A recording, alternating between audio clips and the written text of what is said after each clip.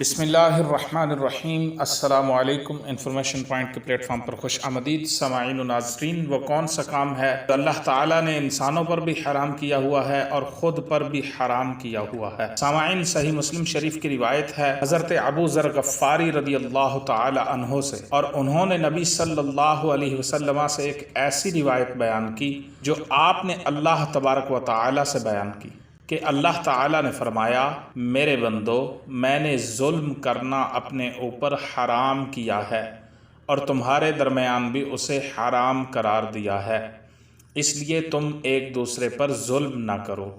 حضرت ابو ذر غفاری سے حدیث قدسی روایت ہے، نبی صلی اللہ علیہ وسلم نے فرمایا کہ اللہ تبارک و تعالیٰ نے بیان کیا، میرے بندو، میں نے ظلم کرنا اپنے اوپر حرام کیا ہے اور تمہارے درمیان بھی اسے حرام قرار دیا ہے، اس لیے تم ایک دوسرے پر ظلم نہ کرو۔